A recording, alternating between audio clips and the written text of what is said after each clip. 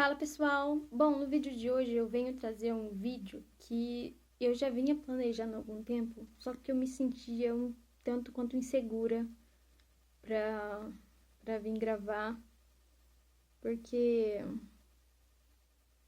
eu vim exercer a função pelo qual Deus me destinou à minha existência. E eu fiquei bem relutante, bem insegura, porque eu me sentia inapropriada para isso. Mas se eu não deixar que Deus me conduza e faça a vontade dele em mim, o propósito pelo qual Deus me deu a existência, qual é o meu propósito? Esse é o conteúdo do vídeo. Porque, assim, desde a infância, eu já me conhecia. Eu já sabia quem eu era. E na adolescência eu me perdi. Eu me perdi com a toxicidade do mundo. E desde o período da infância eu conhecia Deus. E eu ouvia falar de Deus e Jesus. Mas eu genuinamente não conhecia Deus e nem Cristo. Eu ouvia falar de Cristo, ouvia falar de Deus, mas eu genuinamente não era convertida. Há uns 2 ou 3 anos atrás, foi quando eu tive o meu encontro com Deus, que eu tive genuinamente a minha conversão. Eu me converti da Igreja Adventista do Sétimo Dia, pelo qual eu sou batizada. Na verdade, eu sou descendente de judeus marranos e frequentava a Igreja Adventista do Sétimo Dia, que o meu pai é batizado, e a minha mãe se converteu da Igreja Católica para a Igreja Adventista para poder se casar com meu pai. O meu pai decidiu frequentar a Igreja Adventista justamente porque a Igreja Adventista segue uns princípios bem mais próximos com o que os judeus seguem. Só que no interior não tem sinagogas. Então ele começou a seguir a Igreja Adventista justamente porque a Igreja Adventista guarda o sábado. Não come carne de porco, carnes puras.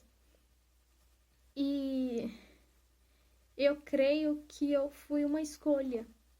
Deus me colocou nessa família justamente por um motivo. Para que eu tivesse o aprendizado e Deus me trouxesse discernimento. E aí, através até das provações que eu vivenciei no período da infância e na adolescência, justamente para que eu aprendesse a ter resiliência.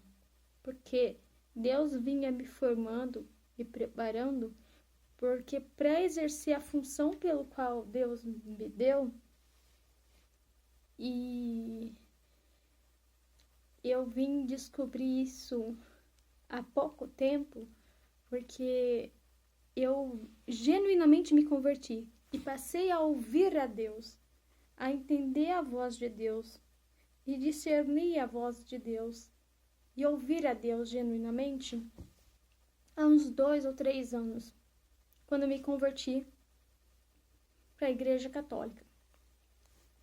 Só que eu não me converti para a Igreja Católica. Eu me converti genuinamente. Eu não troquei de denominação, de placa. Eu me converti genuinamente. Eu passei a ver e ouvir e falar com Deus. Meu pai sempre me orientou a orar sem cessar, viver em propósito. Filipenses 4, de 6 a 8. Não andeis ansiosos por coisa nenhuma, mas com oração, súplica e ação de graças. Oração, súplica e ação de graças. Meu pai, ele sempre me orientou que a gente deve viver em oração, viver em ação de graças e orar sem cessar. O que eu falo de orar sem cessar? A nossa vida deve ser pautada nos valores, nos princípios, em virtudes. Que quando a gente destina a nossa vida, a nossa existência para Deus e a gente vive a serviço de Deus, para servir Deus, a gente se torna um instrumento para que Deus nos use para a honra e glória de Deus. E a nossa vida se torna um instrumento para evangelização, para levar, para professar as bênçãos e graças que Deus tem para nós. Que nesse mundo a gente vai ter aflições, mas tem de bom ânimo, porque Jesus venceu o mundo, porque ele não era desse mundo e nós não somos desse mundo, assim como diz em João 17, para que nós sejamos um em Cristo e um em Deus, uma unidade. E o que o intuito deste vídeo, eu vim falar sobre o meu propósito, que eu fui escolhida, que eu ouvi um chamado de Deus e que eu me converti genuinamente e que eu passei a viver na graça de Deus, que eu passei a ouvir Deus e eu comecei a falar com Deus e eu comecei a orar sem cessar. O que seria orar sem cessar? É fazer da nossa vida uma constante oração, que nosso vivenciar, o meu pensar, o meu falar e o meu agir são uma prece para Deus, é viver em louvor, viver em prece, porque quando a gente vive em constante oração, orando sem cessar, e colocar nossa vida nas mãos de Deus, a gente vai pensar 2 vezes antes de cometer um erro ou fazer algo para poder acabar denegrindo e colocando a vida do outro de uma forma pejorativa ou humilhando ou fazendo algo que não segue os princípios que Deus gostaria que a gente vivesse. E nesse período eu estava vendendo brigadeiro na rua.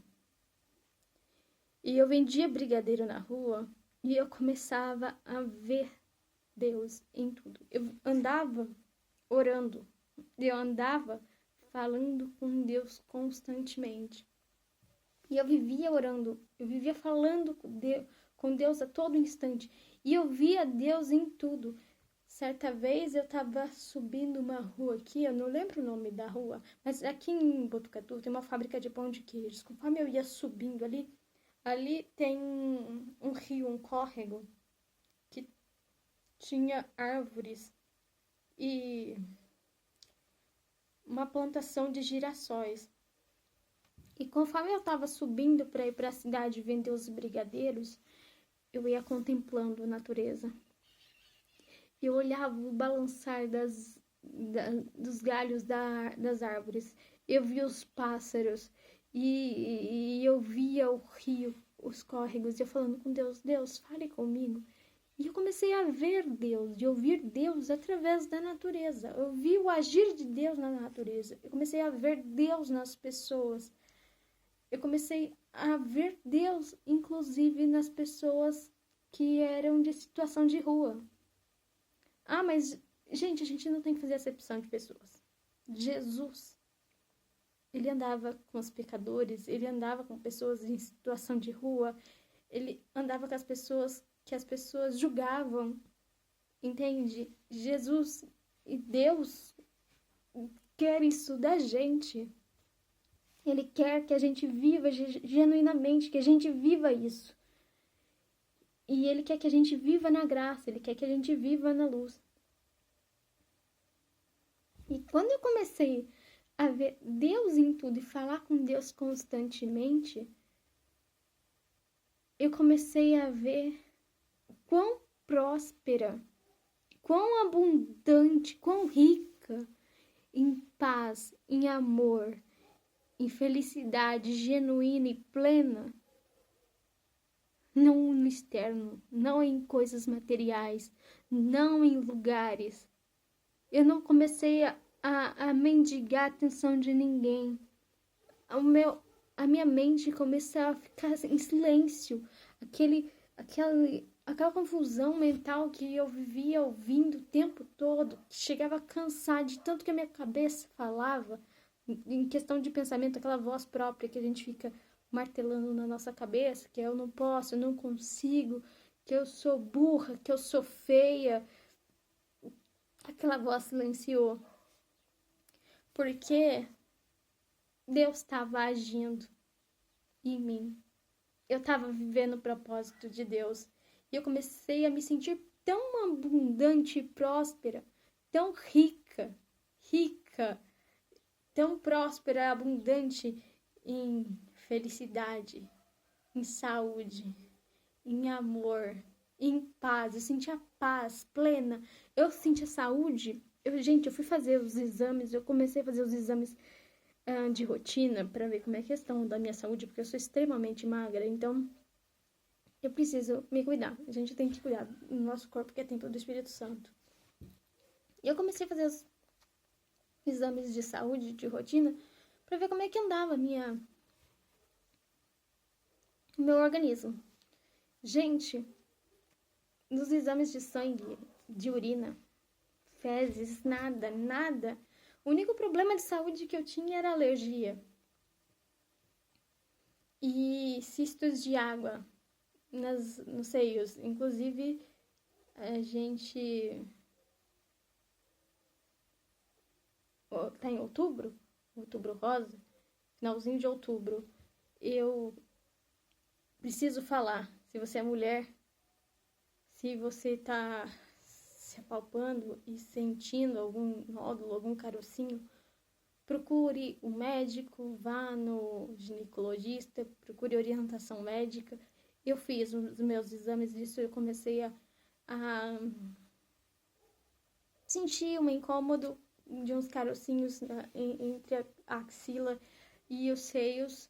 E eu fui no médico, pedi os exames e eu tava muito preocupada. Eu pensava que eu tava com um tumor, enfim.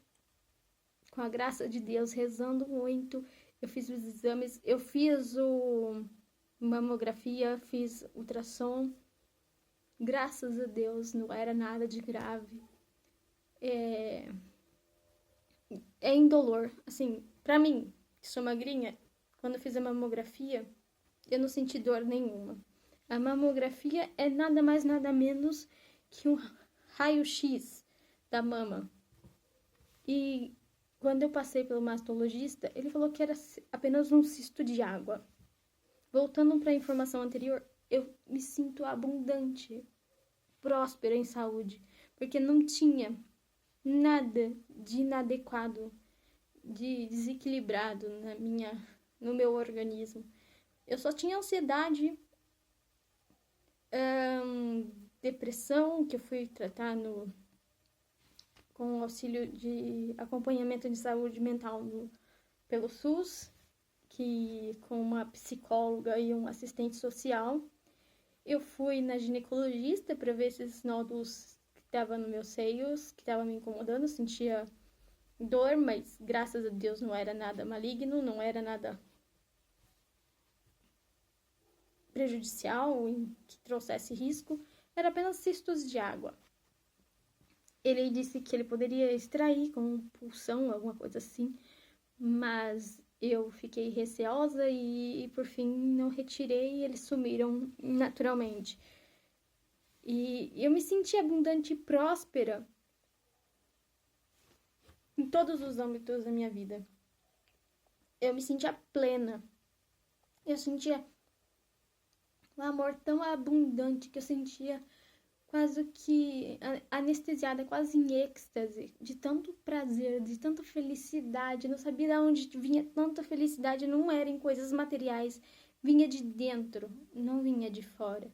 Eu sentia uma paz, uma plenitude, e eu sentia a brisa batendo no meu rosto, e eu falava com as pessoas, e eu sentia um chamado de quando eu estava vendendo os brigadeiros na rua. Conforme eu ia vendendo os brigadeiros na rua, eu conversava com as pessoas e eu senti o chamado divino para falar: fale de mim para ela. Não era com a minha voz, era um pensamento assim. Era minha voz e não era um chamado, e tocava o meu coração e eu começava a me arrepiar. E eu falava com as pessoas. Eu falava do nome de Deus para as pessoas. Eu falava do amor de Deus para as pessoas. Eu falava que nós todos temos um propósito e a gente tem um propósito em comum. Que a gente tem que viver em amor, em ação de graças. Que não existe placa, não existe questão de instituição. Deus não vê placa. Deus não vê instituição. Deus quer que a gente viva em amor. Deus quer que a gente evangelize. Deus quer que a gente leve o amor para as pessoas, que a gente evangelize e fale do amor dele para as pessoas. E eu vivenciava isso. E Deus me usava como instrumento de evangelização na rua, vendendo os brigadeiros na rua. Só que eu comecei a me sentir incomodada, porque eu pensava, eu posso muito mais do que isso. Eu sinto que eu preciso de mais. Eu falava do amor de Deus para as pessoas nas ruas. Eu ganhava dinheiro, ficava feliz, me sentia abundante e próspera. Mas eu pensava, eu preciso de mais. Eu tô falando de um por um. Daí eu lembrei e eu gravava alguns vídeos para postar na rede vizinha, de vídeos curtos, não shorts aqui no YouTube. E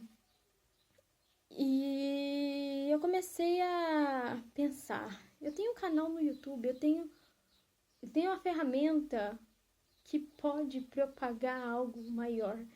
E daí eu comecei a sentir um chamado. É como que se o meu propósito não era só uma vontade minha. Deus colocou essa vontade em mim.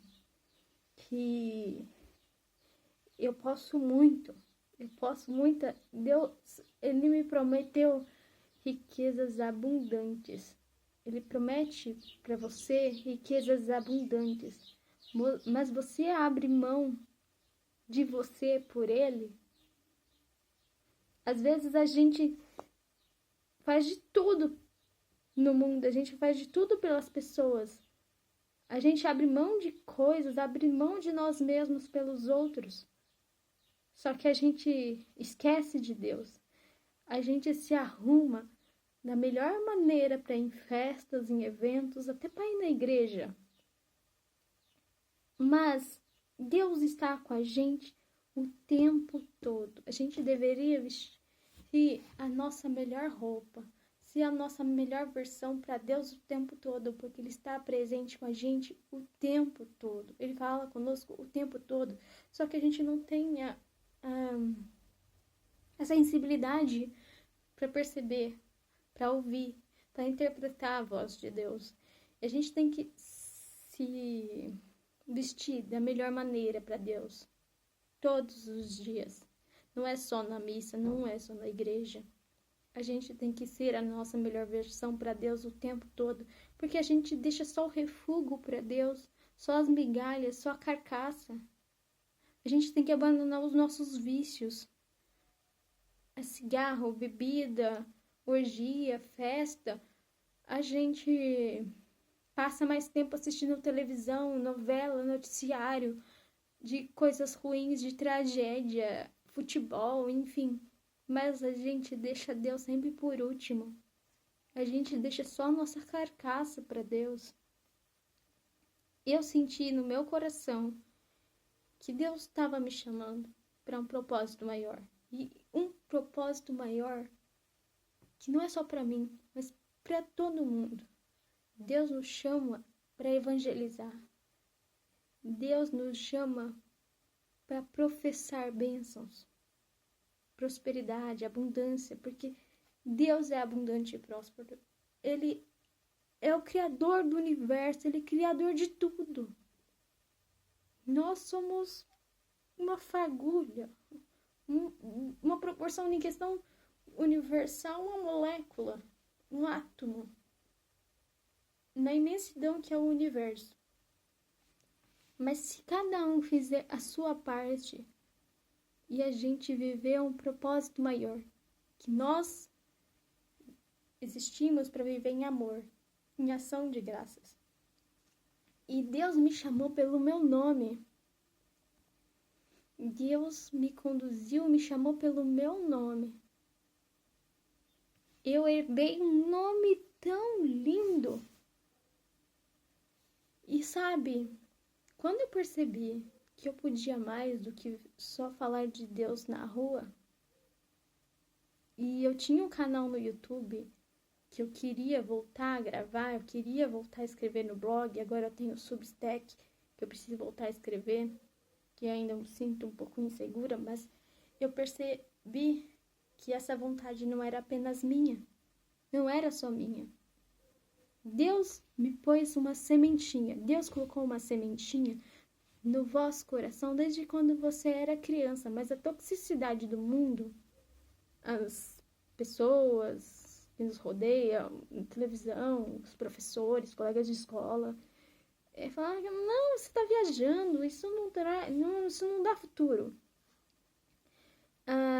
Igual, eu comecei a fazer faculdade de filosofia, fazendo uma pós em filosofia. Quantas pessoas me julgam? Falam, pra que você está fazendo filosofia? Isso não dá futuro. Gente, eu tô seguindo o meu propósito, eu tô seguindo a intuição, eu tô seguindo o que eu sinto que Deus quer que eu faça. Porque eu tava conversando com a IA do Copilot e eu fui jogando devaneios e fragmentos de Sofia. E eu entendi que através do meu nome Deus falou comigo. Sofia é um nome de origem grega que significa sabedoria. E Rebeca, um nome tão lindo que tá na Bíblia. E Rebeca e Isaac foi precursores de gerações. Rebeca significa ela, aquela que une. Aí a junção do Rebeca com Sofia, ao contrário, aquela que une sabedoria. Eu não me julgo superior a ninguém. Eu só pego fragmentos de conhecimentos distintos. A propósito, eles aparentemente distintos, desconexos, mas concatenados fazem sentido. Física, química, arte, filosofia, ciência, neurociência, psicologia, música, matemática, exatas, humanas, medicina, gastronomia, tudo é desconectado. Mas se a gente concatena todos os pontos, juntos fazem total sentido. Saúde, bem-estar, neuroquímica, tudo isso faz muito sentido junto. E somos todos desconectados. Nós somos todos fragmentados, mas todos somos um, assim como em João 17. Cada um é um, com a sua individualidade. Nós somos o receptáculo do divino, tendo uma experiência humana. Cada um com a sua rotina, cada um com a sua premissa, cada um com o seu propósito, cada um tendo a sua experiência humana, mas todos carregam o fôlego divino em vós, em nós. O fôlego divino em Deus vivemos, nos movemos e existimos.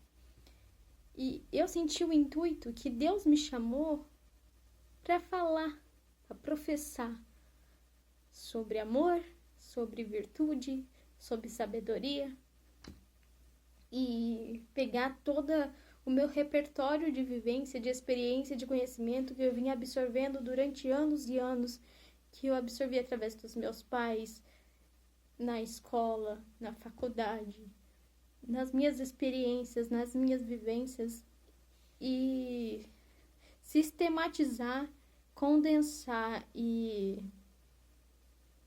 sintetizar tudo que eu absorvi ao longo da vida, nesses 31 anos, e fazer um storytelling e trazer isso, agregar isso, trazer isso no meu canal, não só com uma temática única, mas para propagar, para poder auxiliar outras pessoas a se descobrirem, a se desenvolverem e se reencontrarem, se encontrarem, descobrirem o seu propósito, porque todos nós nascemos com um propósito.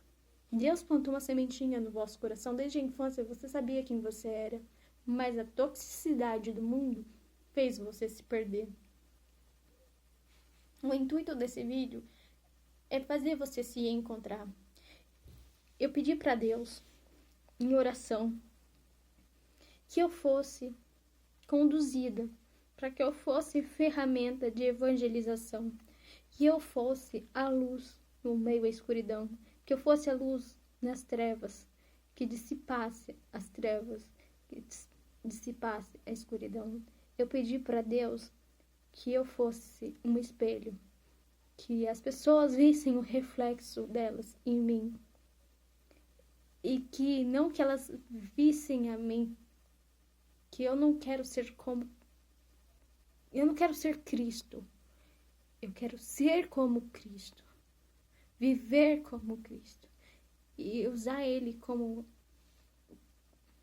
ícone para vivenciar a vida plena, abundante e próspera, sendo genuína, tendo Ele como referência. Mas assim, eu quero que as pessoas vejam em mim um espelho, para que eles vejam o reflexo deles mesmos e que eles vibrem a sua própria luz e ressoem a sua própria luz, para que os outros vejam a luz deles e dissipe a escuridão entre eles, em que está perto deles, e que eles professem bênçãos, que eles propaguem luz e eles prosperem, porque na pobreza não há nenhuma virtude. Deus é abundante e rico, próspero, abundante. Ele criou tudo. Nós somos filhos do Rei, Criador do Universo. Nós nascemos ricos, abundantes e prósperos. O nosso produto mais abundante, mais rico que temos é escasso, e usurpam disso, da nossa liberdade. A gente se vende por nada, a troco de nada, por migalhas. A gente é abundante e próspero porque o produto mais escasso que a gente tem é o nosso tempo. E a gente é Gente, aqui em casa tem uma parreira. E a gente cuida, a gente rega, a gente aduba. Se a gente não cuida, a gente não poda, ela não regenera e traz frutos. E a gente vê na natureza como a natureza é tão abundante e próspera. E os pássaros, tem uma passagem bíblica que eu não lembro qual era, mas os pássaros não se preocupam com o que comer, com o que vestir. Eles não têm essas preocupações que nós, seres humanos, apesar da gente ter raciocínio lógico, pensamentos, questão de pensamento crítico, analítico, criativo, a gente tem esse diferencial dos outros seres vivos, mas a gente se limita tanto. Os pássaros não têm essa preocupação de o que comer, onde dormir, o que vestir, mas eles são tão felizes. Eles são abundantes, ele tem o mundo inteiro. E eles viajam, eles voam por aí, eles cantam, eles louvam ao Senhor a todo instante.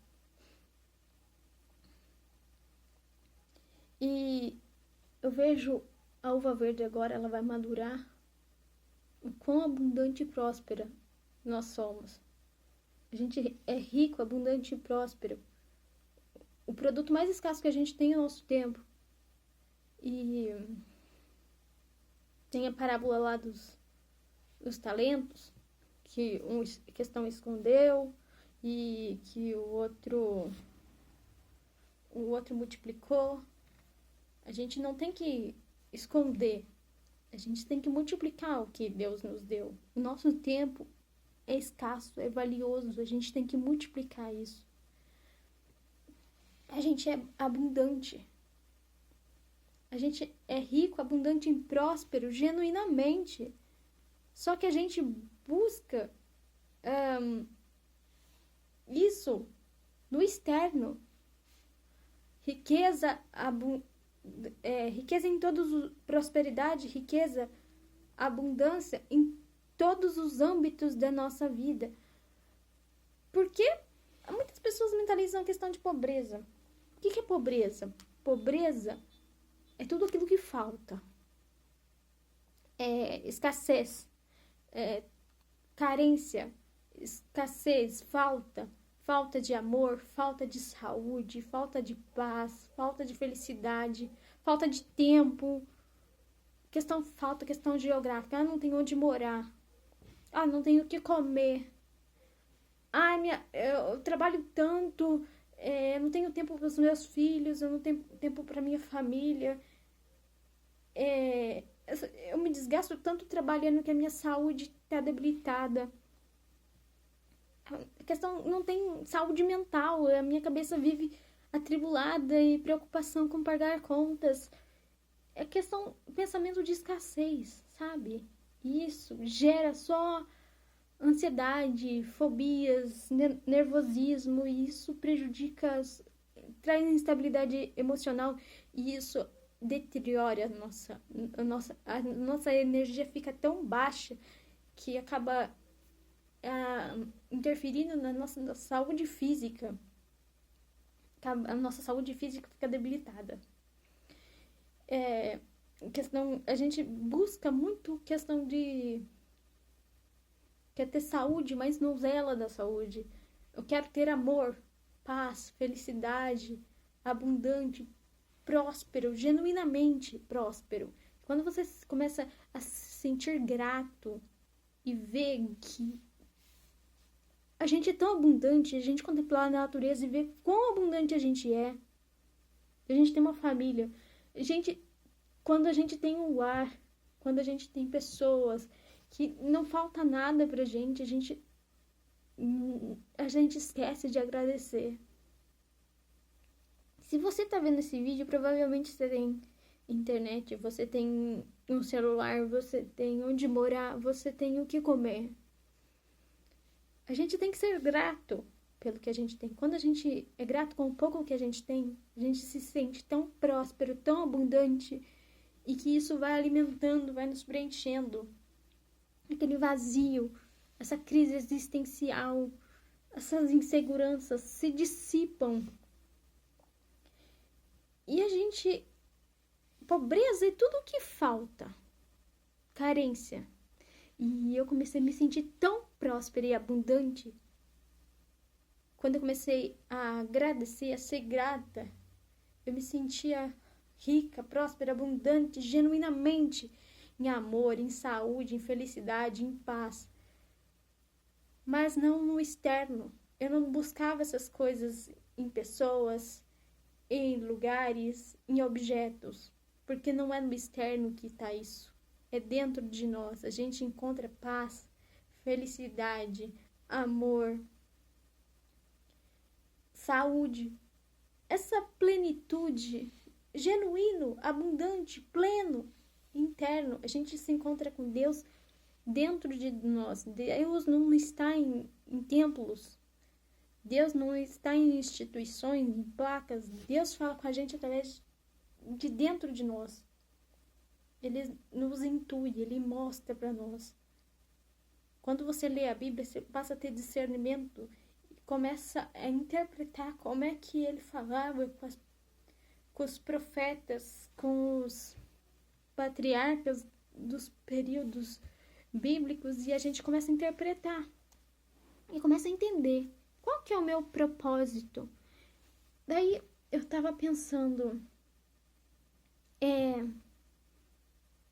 mas eu, tão improvável, gente, os escolhidos de Deus são improváveis. Já parou para pensar nisso? Eu até anotei aqui.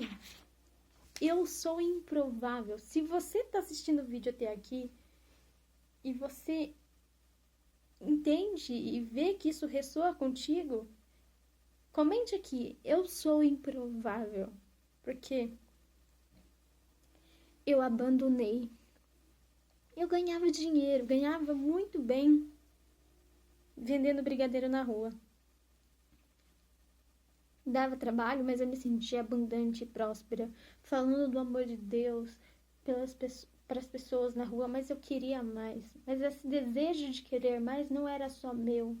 Eu não queria isso só por mim. Eu queria fazer por Deus, não por mim. Era um chamado, sabe? Eu sentia que Deus estava me chamando para fazer isso. E eu tô fazendo isso porque era um sonho que eu tinha, mas eu acho que é Deus que pôs esse desejo, esse sonho no meu coração. Sendo bem sincera com vocês, eu queria, mas eu vi que esse sonho, esse desejo, era um sonho, um desejo de Deus. Gente, eu herdei um nome tão bonito, Sofia, sabedoria. Meu pai escolheu isso pra mim. E eu fiz teatro, e eu fiz faculdade de design, de moda, e agora eu tô fazendo a pós-graduação em filosofia. As pessoas perguntam, mas por que filosofia? Isso não dá dinheiro. Gente, eu tô seguindo a minha intuição, tô seguindo o que eu acho que Deus quer que eu faça. Porque eu vou pegar a minha paixão por criatividade. Um design. E o meu nome, Sofia, Rebeca, aquela que une, concatena, sabedoria.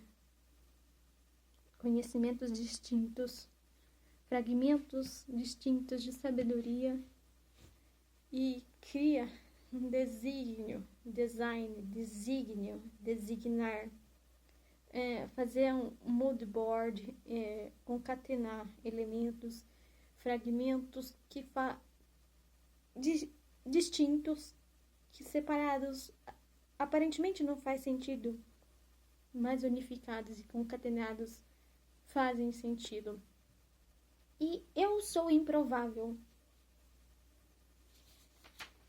E assim como José do Egito. Quem diria José do Egito? Ninguém dava nada para ele. Aí ele era um louco. Os irmãos dele eram loucos. Um alienado. Não tava batendo bem das ideias. Tava viajando na maionese. Ah, você, profeta? Quem é você? Ah, você é mais do que a gente. Quem é você? Gente, em Gênesis, de 37 a 50, traz a história de José do Egito. Eles julgaram ele como ninguém, como inferior. Quem é você para estar falando isso? Profecia? Que profecia, cara? Vocês vão se ajoelhar, nós vamos se ajoelhar aos seus pés. Você tá ficando louco? Gente, quando Deus falar com a gente tem que ouvir. Assim como Samuel. Deus chamou Samuel 3 vezes e ele não estava entendendo. Ele não estava vendo que era Deus quem estava chamando ele. Lá em Samuel, 1 Samuel 3:10. Lá tem referência de Samuel, que Deus me reconheceu pelo meu nome. Ele mostrou meu propósito através do meu nome. E Deus chamou José para ser profeta, para evangelizar e falar em nome de Deus. E ele falou que ele quando escravo, né? Porque os irmãos dele venderam ele como escravo, jogaram a capa dele, esconderam a capa dele, o manto, a capa dele para esconder dos pais deles, né? Que ele vendeu José. Falaram que ele tinha morrido. E José foi trabalhar como escravo no Egito. E foi através deles, como escravo no Egito, se tornou... chamaram ele lá para interpretar os sonhos do rei. E por conta disso, desse diferencial que ele tinha de interpretar sonhos e dons de profecia e tudo mais, o rei viu um diferencial nele. E ele deixou de ser escravo e se tornou governador do Egito. E nisso, ele usou da consciência dele, do conhecimento, da intuição que Deus norteava ele para, em momentos de crise, ele preparou o povo, né? E daí ficou o povo herdeiro, a terra prometida, o povo de Deus, naquela época lá, né? Que eles viveram no Egito e que depois, no futuro, Moisés veio a tirar o povo do Egito, né? O povo de Deus do Egito, os hebreus.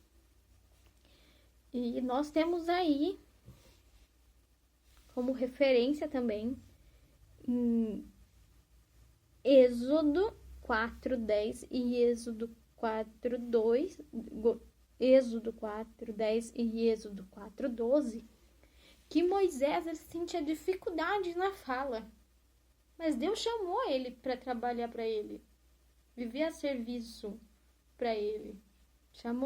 Deus chamou Moisés para evangelizar, para viver o propósito dele. Só que ele teve medo, porque ele se sentia inapropriado. Ele era improvável, assim como José do Egito. Quem era ele? Os irmãos dele, eles venderam o irmão dele porque ele falava demais. Ele ficava inventando ideia de sonhos e profecias, que ia ver os irmãos dele ajoelhando nos pés dele. Gente, ele preparou o povo para um momento de seca, de momento de escassez, para poder guardar sementes, alimentos, tudo mais, para o povo lá no Egito e até para a família dele no futuro. Daí que vem, no futuro descobrem que ele era o governador do Egito, que o pai dele descobre que ele estava vivo e tudo mais, e que, enfim, tudo que aconteceu. Se vê essa história em Gênesis. E lá em Êxodo, outro improvável, Moisés, que o rei, não era o rei, era o faraó, não era o faraó, enfim, lá em período no Êxodo, eles mandaram matar os pequenos, né, os recém-nascidos, e a mãe de Moisés colocou ele num cesto que chamava-se Moisés, né? Nisso que ele se tornou Moisés por conta que ele foi encontrado num cesto, um balaio, um Moisésinho. E acho que a princesa, né, encontrou e pegou a pessoa lá da realeza, encontrou e cuidou dele. E a própria mãe dele que ajudava a cuidar dele. E ele se tornou um grande nome, né, na Bíblia, que ele não tinha o dom de fala, de conversar. E Deus e ele se sentia inapropriado para isso.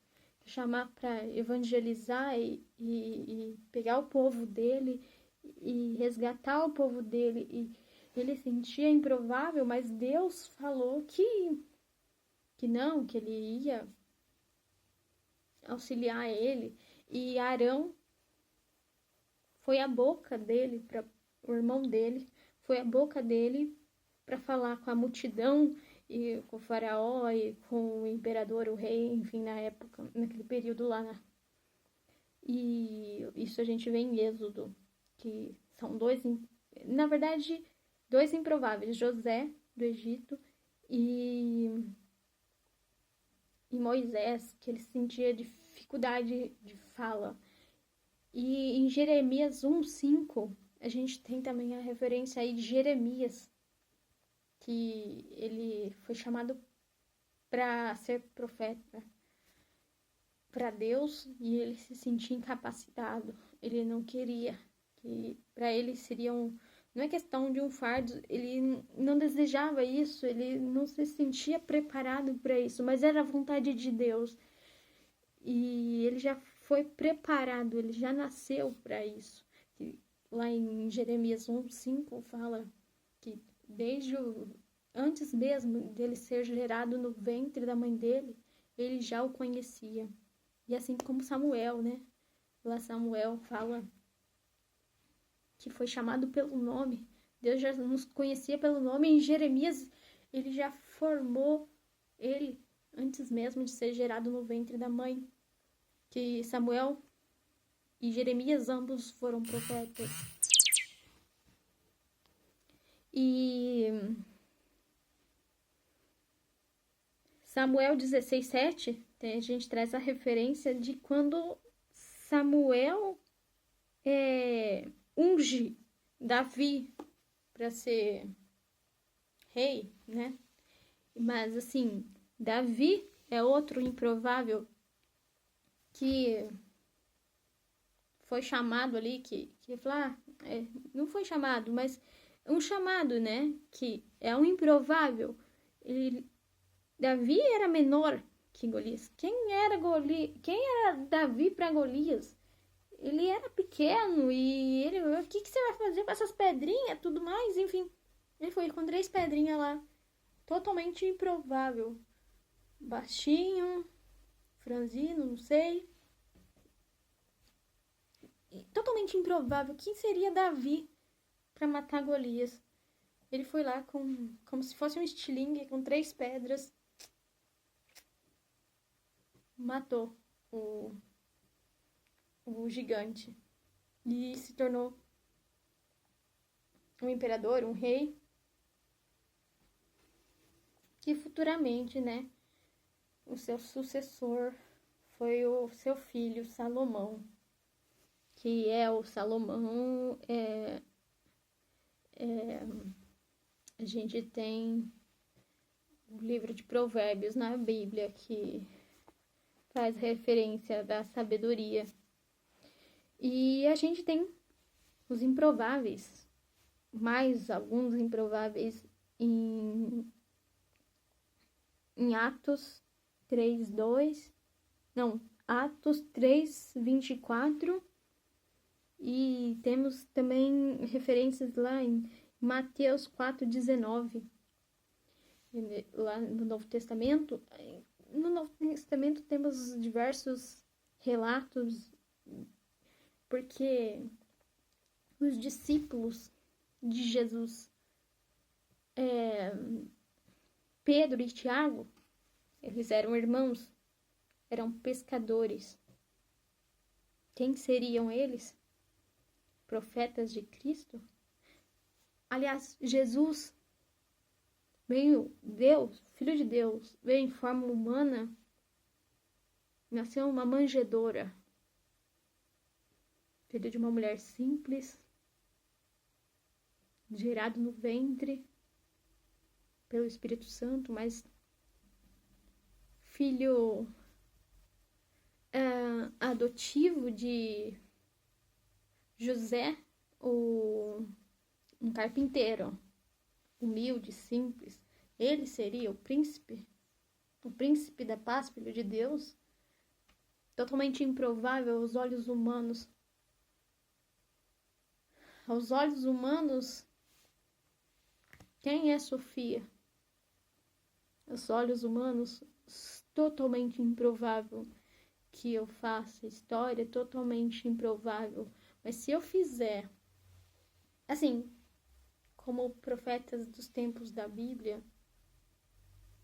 como os discípulos de Jesus para evangelizar, que assim como Pedro e Tiago, pescadores, ser pescadores de homens, para a gente ser a luz no meio das trevas, ser o sal da terra, o sal que serve de tempero para salgar, dar sabor ao alimento e não ser um sal sem sabor que serve simplesmente para ser pisoteado, ser lançado e pisoteado.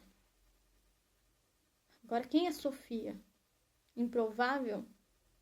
Nasceu no interior paulista, em Araçatuba, que ninguém dava nada.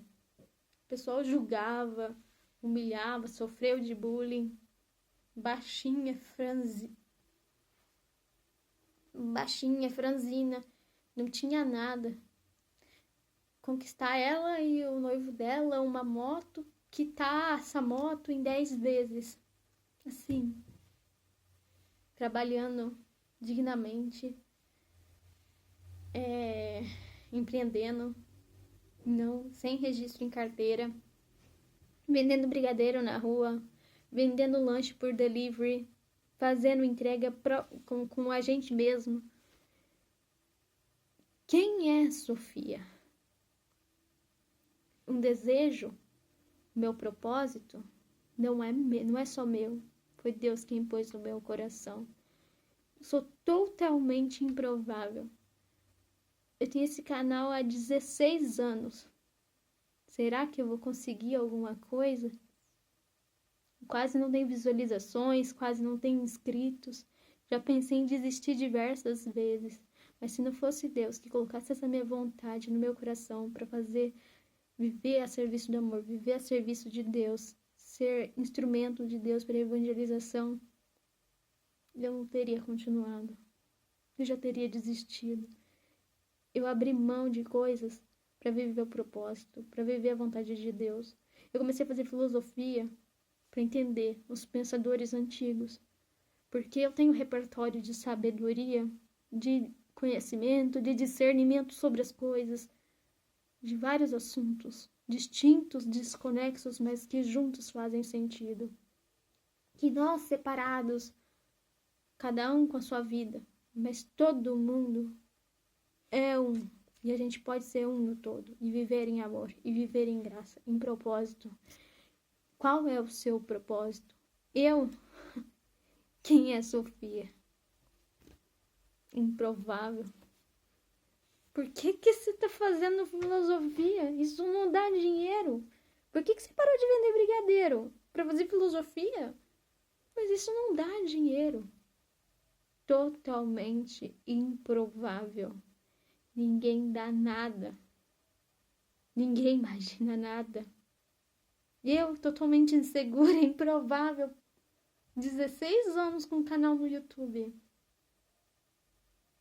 Não é pra mim fazer na força do meu braço. Quando Deus fala que é pra fazer e você faz, você consegue.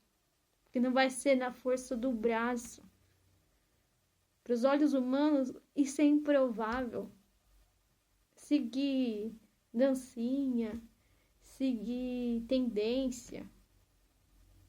Não vou fazer isso. Vai contra os meus valores e os meus princípios. Eu vou contra o algoritmo do sistema, contra o algoritmo da plataforma. Eu tô fazendo um conteúdo que vai de contramão com o algoritmo. Mas quando é para Deus, o propósito para Deus, ser ferramenta de evangelização, para ser luz a meio à escuridão, para levar propósito para os homens, para ser espelho, para levar amor, para levar luz, falar da verdade, totalmente improvável. Não vai ser na força dos meus braços. Vai ser Deus quem vai fazer por mim. Eu tô aqui, fiz essa reflexão aqui, totalmente desconexa, totalmente confusa. Às vezes fui muito prolixa. Mas eu trouxe os meus devaneios, a minha experiência, o meu conhecimento. E não é só isso. Eu tenho muito mais para tentar sistematizar e condensar e transformar, sintetizar esse conhecimento e trazer para mostrar que todo mundo tem um propósito. Qual o seu propósito? Deixa aqui nos comentários. Eu sou improvável, eu vou viver o meu propósito. Gratidão e até a próxima. Falou!